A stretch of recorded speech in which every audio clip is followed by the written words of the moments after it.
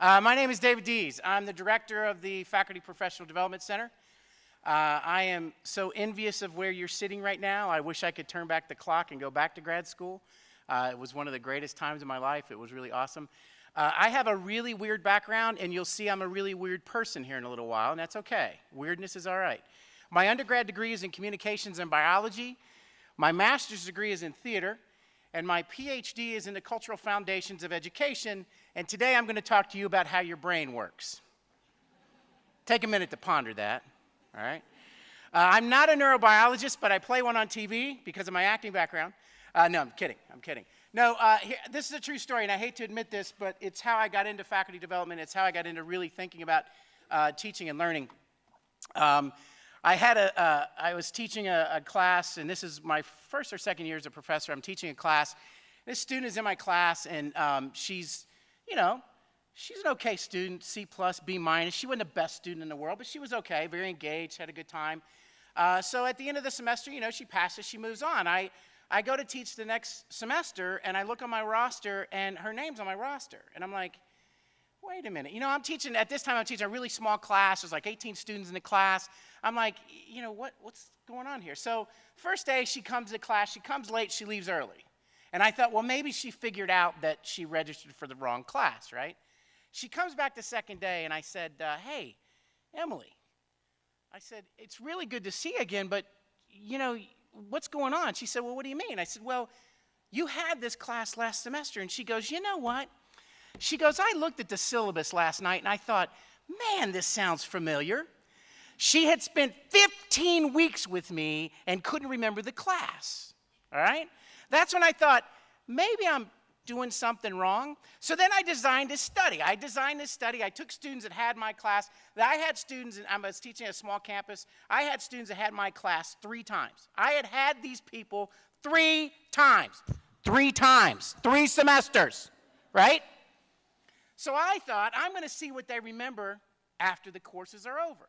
So I interview them a year later, and I bring them in my office, and I have these, questions I'm asking them. They looked at me as if I was an alien.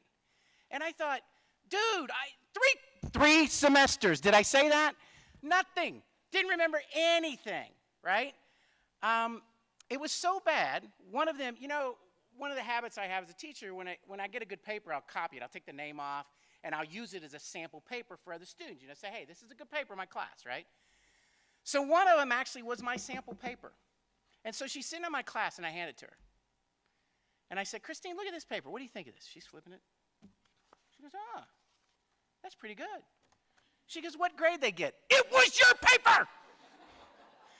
That's when I decided I was doing something wrong. So I've spent the last 12 years studying how people learn, trying to figure out how the brain works. So that's what I'm going to talk to you today, so that you don't have to go through these horrible experiences that I had to go through to figure out that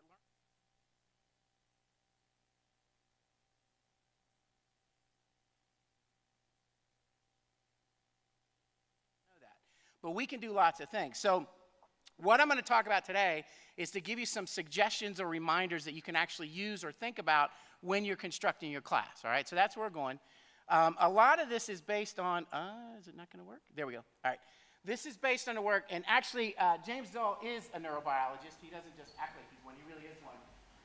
He's written 2 really great books. My favorite is this one here, The Art of Changing the Brain, and then this other book is a follow-up to that, From Brain to Mind. And that's one of the things that he does, is he's thinking about how the brain is biologically wired to learn, how it's structured to learn in a certain particular way. So that's what we're going to talk about now. First thing right off the bat, I got to be up front. If you're looking for pedagogical tricks or some sudden breakthrough or something you can say, if I do this, automatically students learn, we're wasting our time here today. Because there's no tricks. There's no secret tips that I can give you today that will make you a great teacher tomorrow. What I'm going to introduce you to today is some ways to think about how you construct your class so that you kind of invite your students' brains. You want to invite your students' brains into class. That's our goal. So we're going to kind of use a little bit of neuroscience to think about how the brain's structured, how it works, and what you can do as TAs to make it the best learning experience you can. So first, I have a little quiz for you. Of course, you're in grad school. There's got to be a quiz, right? All right, so I'm going to ask you these questions. First question. We only use 10% of our brain. Raise your hand if you think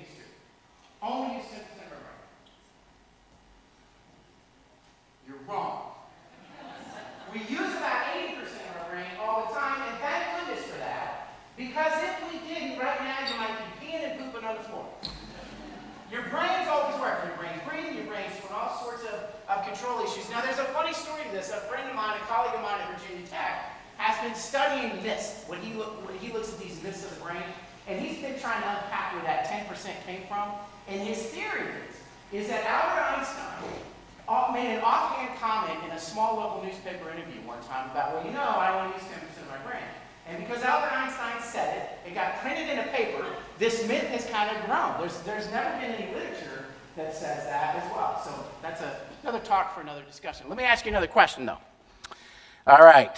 People that use the right hemisphere of their brain are more creative than those that use the left. How many think that's true? Raise your hand. Oh, come on. There's a whole cottage industry out there on this. Right brain, left brain, right? It's absolutely false. Absolutely false. Our brain is much more interconnected than we ever thought it was. The two hemispheres are always talking, working together all the time. Let me give you another one. This is my favorite one. Although initially students have misconceptions about the world, they will quickly revise their thinking when they're introduced to a new idea. Anybody think that's true? No. We hold on to beliefs. We hold on to beliefs that we know are wrong. We'll hold on to them. We've tested students. They'll hold on to them even when they know it's wrong. So we got to think about how we interrupt that. So here's another one, an interesting one. The best way to learn a fact is to repeat it over and over again. The best way to learn a fact is to repeat it over and over again. How many think that's true? I got a couple smart people in there. It's kind of true. It depends, though, on what the goal of learning is. And that's going to be one of the things that we're going to talk about, of what the goal of learning. I'm going to do a little trick on you here in a little while and show you a good example of that. But repetition is not necessarily a bad thing. It's what you're trying to get out of it that matters. So we'll get into that here in a little bit. All right, so now we know what you know a little bit. Let's watch a little movie. Oh, wait, time out. This movie shouldn't be at this point. Hold on. I love technology. It never lets me down. Let's go back to the beginning of this movie because it's more fun at the beginning. All right, can you see that? There should be sound here, by the way.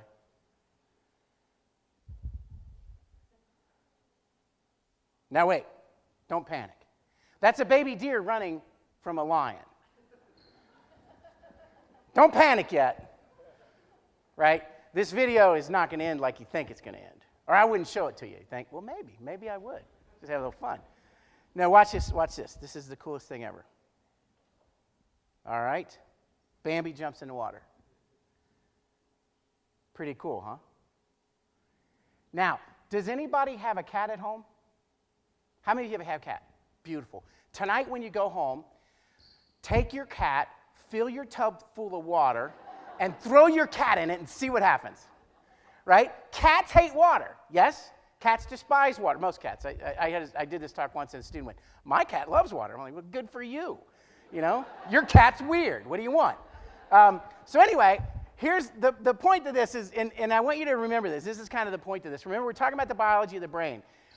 Our brain is set up just like Bambi's was, to run for its life. That's how our brain was designed. We're genetically wired for this way of seeing the world and interpreting the world. Our brain is designed to sense, connect, and act. That's what we do. We sense the environment, we connect it to what we already know, how we know it, how we've been in a similar situation before, and then we act on it, just like Bambi did. So as we go through this talk today, I want to keep reminding you of Bambi. Remember that our ancestors was once in the African safari running from that lion, right? So our brain's designed that way. So when you think about learning, think about how do we set up environments that encourage that way of thinking? Not that they're scared to death that they're running for their life, but that they're engaged in that they're sensing, connecting, and acting, all right? So here's the model we're going to use. This is your brain. This is your brain on drugs. No, I'm just kidding. This is your brain, all right? Now, on the outer circle here, if anybody's in cognition, cognitive theory, psych majors, ed majors will know that outer circle. On the outer circle is what we call Kolb's learning cycle. Now, David Kolb was not a biologist. He was a learning theorist that had studied and thought about how people learn information, all right? And what he developed from his observation was this outer ring. that we start with concrete experience, that something happens right now. Something is happening right now. You're engaging this conversation. So your brain's going, okay, this fat little guy is up there talking to me, blah, blah, blah, blah, blah. He's saying all these things. What do I listen to? What do I not listen to? The next thing we do is we reflectively observe. We ask the question. We're always asking the question, what does this sound like something that I already know? How have I been here before? What does this remind me of, right? The next step is what we call an abstract hypothesis phase, and that's when you start hypothesizing, given all this stuff, this is how I think I should act, and then guess what we do? We act. Now, if you saw David Kolb's learning cycle in a book, it would be rotated 45 degrees that way. Concrete experience would be on top, reflective observation would be over here, abstract hypothesis would be here, and active testing would be there. That's how it would look in a book. The reason it's turned is James Zull, who is a neurobiologist, studies how information comes into the brain, and he went, wait a minute, this is exactly how the brain works. That information actually comes in this back cortex right here, the sensory post-sensory cortex, and what it actually kind of does, it gets exploded all throughout the brain, and then it gets reorganized. But so think about it, though, that it comes in through this area right here. Then this area, the temporal integrative cortex, is where things get put back together. So information comes in here. So for example, right now your brain is getting information on the inside of your right toe. Now all of a sudden you're going, hey, wait a minute. This shoe's a little tight, isn't it? Right? That information is always going to your brain. You're not paying attention to it because it's not information that you need to stay alive, Bambi. Right? You don't need that information to stay alive, so the brain's like, don't pay attention to that. Keep your eye on the short, fat guy. He's crazy. Right? So your brain is filtering that information out all the time. And what it does is it filters it out. It puts it in different places in the brain where different parts of the brain are responsible for certain things, but we'll talk about that some other day. And the temporal cortex puts all that information together. What happens then is the frontal cortex is where we hypothesize. And then lastly, the action cortex is on top. So Zull had this kind of epiphany and went, wow, if you took Kolb's learning cycle, turned it on its head, that's exactly how the brain works. So now what we're playing with in neuroscience and cognitive theory and all that is starting to slam all this stuff together and starting to come up with ideas. Now, we are still nowhere near where we need to be at the brain. And I want to say this before I even get into any of this stuff. I like to think about it as used to we were sitting on the moon looking at Earth when we knew about the brain. Now we're kind of like at the satellite level as we look at the brain and understand the brain.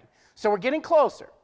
But we're still a couple generations away from really getting down to the ground level and understanding at the neuronal level what's happening in the brain. But we're getting closer. And as we get closer, we're getting better understanding of the kinds of suggestions that we have that might work. So that's what I'm going to offer you today. Based on this stuff are suggestions, ideas, reminders about how the brain works when you think about your classroom. So here's the first one. And if you can't read that, I'll read that for you. Roy inadvertently dooms the Earth to annihilation. When in an attempt to be friendly, he seizes their leader by the head and shakes vigorously.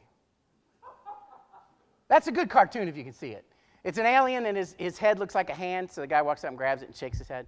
Now, here's the point to that slide. Prior knowledge is critical. If you know nothing else about your students, figure out what they already think about your topic. Don't assume that you know what they think. Figure out what they think. Prior knowledge is fact, it's persistent, and it's the beginning of new knowledge. What we already think of the world, we hold as unbreakable truths. So it's very hard, unless you know where students are, how to break that apart. But you got to know where they are. You got to know what they're thinking. And don't make my assumption, they've had this class before, so they already know this, right? That will kill you, and you'll be angry like me and change your whole career and life and all that good stuff. Secondly, the brain is, and if you look at these pictures are all kind of designed to create some sort of emotional response. And here, I'll go ahead and go for it here. Okay. Perfect. Think so. Yeah? Yes. Everybody know this lady?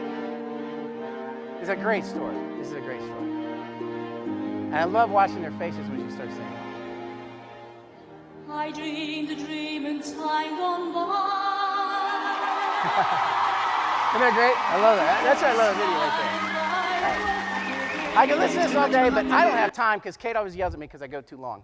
All right, so here's the point to this. Your brain is an organ of emotion. Fundamentally, at the base level, everything that we engage in our brain has an emotional response. That emotional response can be boredom. That emotional response can be irrelevant. That emotional response can be exciting. But as we frame the world, we're always framing it from an emotional perspective. Because that integrative cortex right there, guess what's right there? Your emotion center.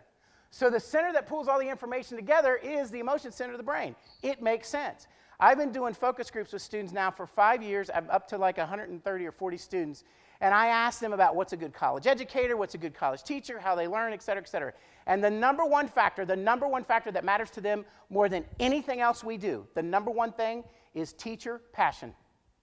They have all said to me, whether they're grad students, undergrad, freshman, senior, PhD students, they have all said the most important thing to them is having a professor that loves their subject and is passionate with them. Makes sense, right? Okay?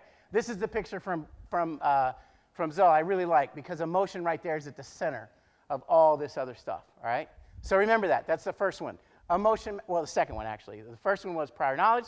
Second one, emotion matters. Think about emotional connection.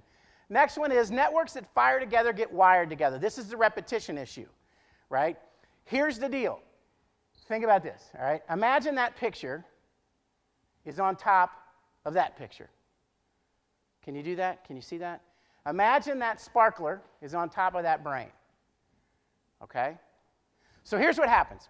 When we gather information in, when somebody says something like the word tree, right? I say the word tree, and if I had an fMRI and I'm taking a picture of your brain, and I went tree, snap, took a picture of it, tree, snap, boom, it would give me this shot. It would look like that. It would look like these neuronal signals going crazy throughout the brain, and that's your brain trying to understand tree, tree, tree, right? It would keep doing that, and it would fire. That network would get fired, and they would get wired together. The more that it's fired and wired together, it becomes a neuronal system. So the more you repeat it over and over and over, guess what? You start learning it. Your brain starts saying this is what it is. Now, this is where it gets tricky.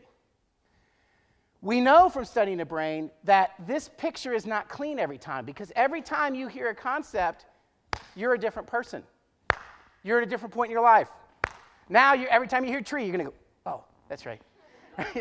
Right? So now tree has a different context to you. You're a different person. What happens is every time that concept's opened up, every time that neuronal network's opened up, it's open to what we call corruption, which means it can get put back wrong, which means that you could repeat the same thing 3 or 4 times, and your students might get it completely wrong every time.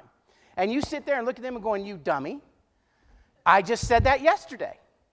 And they go, no, this is what I thought you said. Right? You ever done that?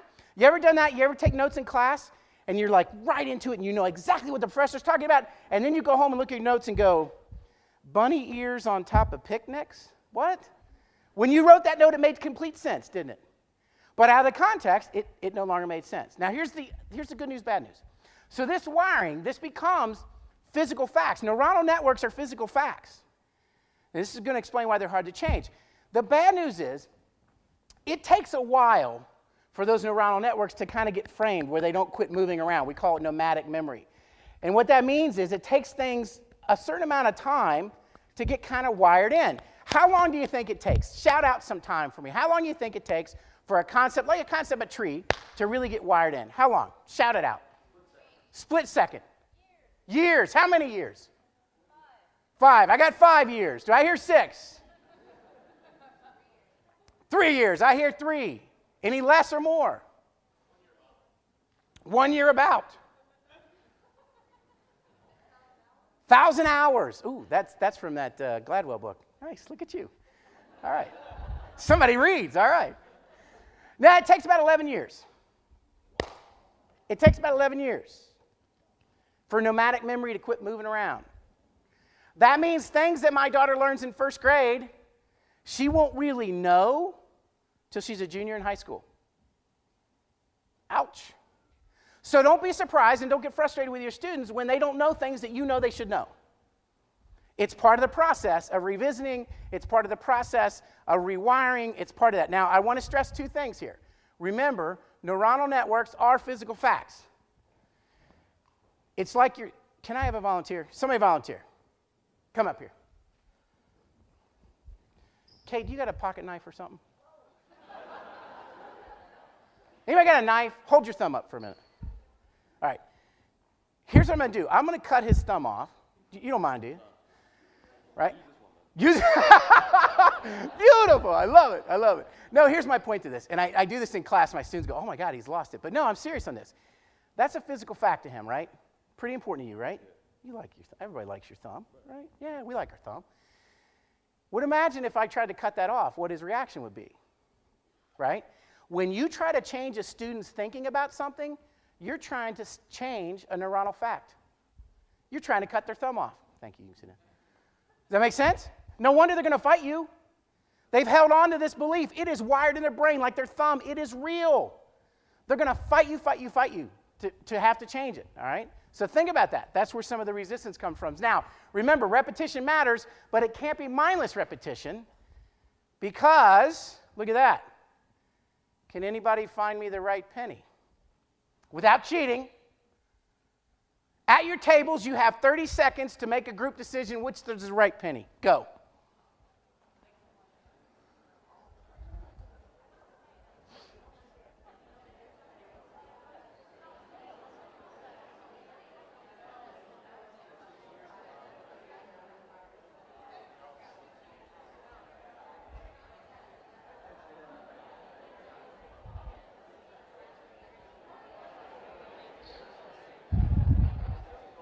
Okay. Oh, you cheater. Somebody's out there cheating. Are you cheating? I said don't look. Oh, you cheater. Kate, have that table removed. Have them removed. Okay. Other than that table, what's the right answer? Look at the first thing you did. You are such a good grad student. You're going to do well here. First thing you do, I'm going to go look it up. I'm going to, hell with that guy. I'm looking it up, man. That's what every good grad student does. Look it up. Shout out. Which one's the right one? I got G. I got H. I got A. Do I have any B's? B's the right answer. No, I'm just kidding. A's the right answer. A's the right answer. Now you can look, by the way. Yeah. Why is that hard? Why is that hard? It's use, right? We care so little about these things, we lay them around. Here, right? Lay that at that counter. You want to change? No, you keep it. So, take it, right? That's how much we don't care about these things, right? So you think about it. If they're irrelevant, you can repeat it your entire life and still not be able to call out the details on it. What's that say to your students? If it's irrelevant, they can repeat it forever and ever. But if it doesn't matter, they're not going to remember. They don't care. They'll leave it on the counter, right? Think about what you need to do to make it relevant to your students. It's already relevant to you because you already made a decision to live a life of destitute poverty, to go study something that means so much. You realize how stupid everybody in this room is? I mean, I say that every time I talk to grad students. We are the dumbest people in the world. We have decided, yeah, pick me. I want to go live in 3-4 years of destitute poverty to study something. Who does that, right? Anyway, sorry. I love it. All right, next one. This is my favorite one. Remember, show the big picture. We get lost in details a lot of times in our teaching, but it's important to show them the big picture. And here's a fun one. You might want to dim the lights here on this. Now, here, hold on now. If you've seen this, don't give it away. Don't cheat, table. My cheater table. Don't cheat on this one, right?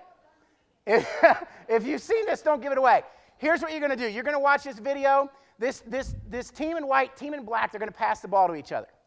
All I want you to do is count the team in white. How many times does the team in white pass the ball to each other? I will help you count. Ready? Here we go. How many passes does the team in white make? 1, 2, 3, 4, 5.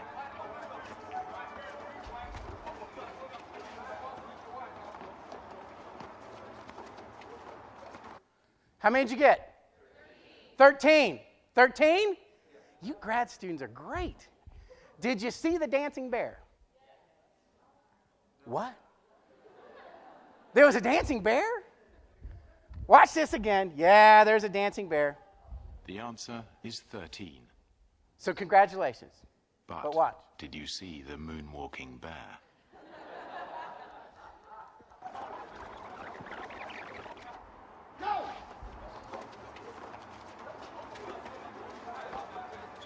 Right there. See, look at the dance move at the end. I love the dance move at the end. That's the best part. That's the best part of that video is the dance move at the end. Look, here's the deal. It's about showing the big picture. We tend to teach from the little picture, and we think that magically students will put it all together.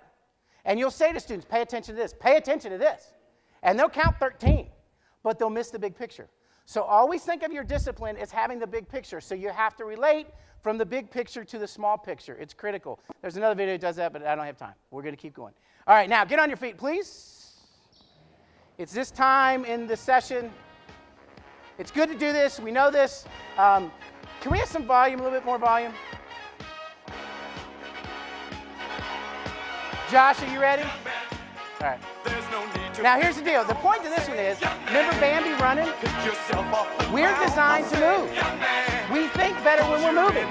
Our brain is more engaged when we're moving. But think about how we structure classes. They come in, they sit, they're bored, they just sit, they sit, they sit, they don't do anything, right? Getting them to move is very, very important. So right now, everyone in this audience is getting ready to dance with me. Ready? Here we go. Everybody's got to do it. Yeah, there we go. Woo! All right. Thank you. All right. Now, that has nothing to do with my presentation at all. I just wanted to make you look stupid, and we got it on video, so that's all that matters. No, movement matters. Get your students moving. And here's the cool thing is, it can be simulated movement. If students see themselves getting to an end, they get fired up. Their brain gets wired. They pay attention, right? Think about that, how you can encourage movement or how you can simulate movement into a bigger picture. This is going to make it really clear for you. Look at this. This is what we call event segmentation. Now, I'm going to show you a brain here. And actually, this is an undergraduate non-student major at Stanford University. We got their brain, and their brain's basically split open. There's a right hemisphere and left hemisphere. All right, we didn't literally split their brain open. But you're looking at the right hemisphere and left hemisphere of this brain. And they're listening to music. Now, I want you to pay attention to what happens and be able to describe it for me.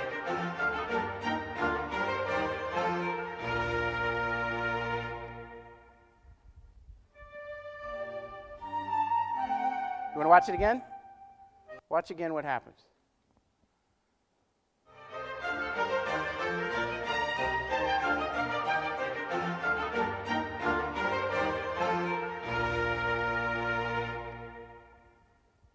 What'd you notice?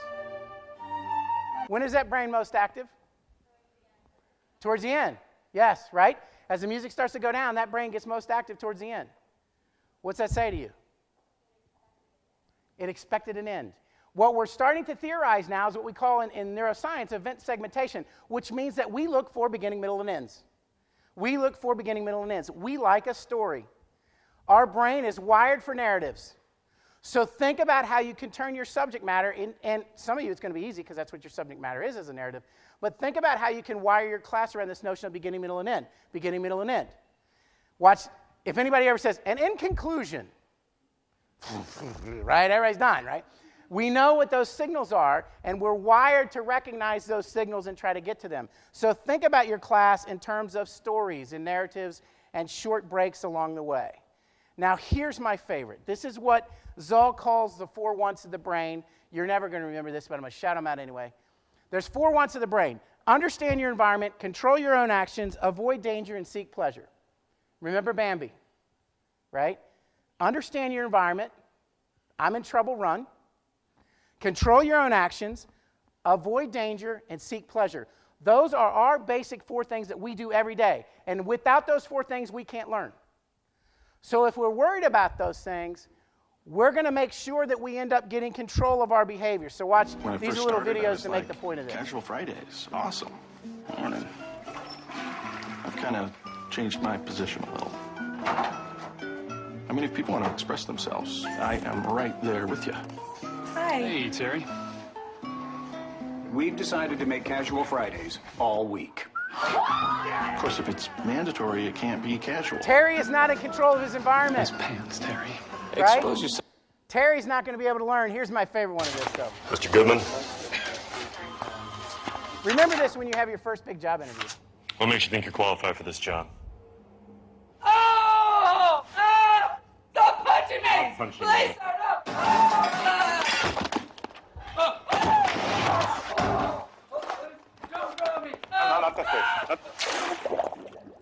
Don't touch me! Keep your hands off of me! Ah! Don't throw me out!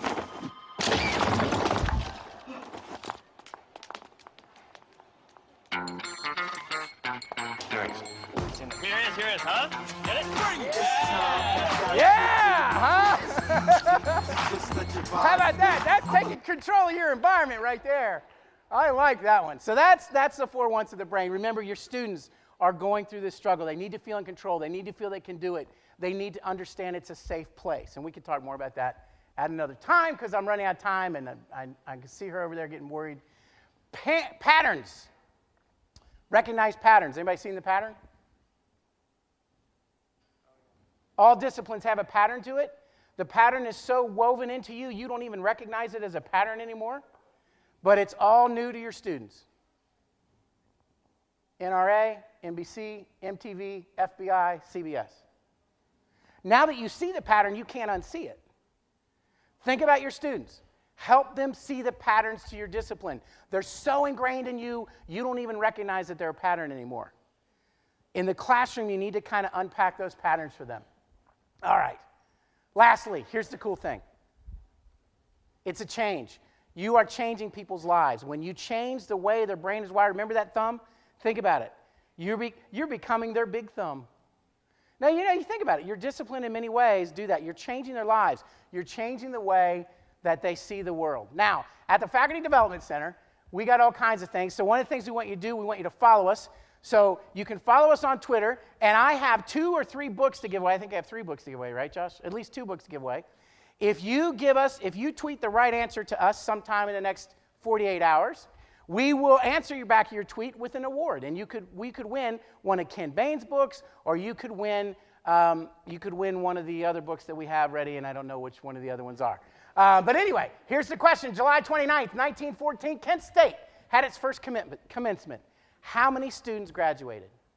How many students graduated? You tweet that answer to us. You follow us on Twitter. You could win a book. Who's Ken Bain, you say? Ken Bain wrote an incredible book called What the Best College Teachers Do. He's written a follow-up book called What the Best College Students Do. He's going to be on the Kent State campus November 6th and 7th. You should put that on your calendar. You should make some time. It'll be a great workshop. He's really good to talk to. Some really good ideas for you as a future teacher as well. Lastly, another thing you're going to hear a lot about is called the Flashport. It's a new information system that's just for faculty and for TAs that have teaching issues, that you can get quick access to information. You'll be hearing more about that as the semester rolls along. And finally, we're on Facebook, we're on Twitter, we're on Instagram. We do all these things that I don't really know what we do, but it's cool. You can reach out and we'll keep you up to date on stuff. And we have our own Blackboard page. Everything we do, we put on Blackboard. All of our big events, we video broadcast on Blackboard. So if you can't make the event, you can watch it on Blackboard from your office, from home, wherever, okay? Last thing, enjoy it. This is the greatest time. And I got to say one other thing to you. Teaching at the university level or at the college level is the most beautiful thing I think we do as a culture, because I don't know, it changed my life. The university education changed my life. It made me see the world in all new ways, and I look back to these moments like this, that you now can be that force in someone's life, that you can introduce them to a world that they've never seen before. You're going to introduce them to disciplines they never thought about thinking certain ways before. It's a beautiful, beautiful thing. When you get frustrated, just remember that and enjoy the ride. Please come see us at the center. Thank you so much. I was only 3 minutes over. Thank you.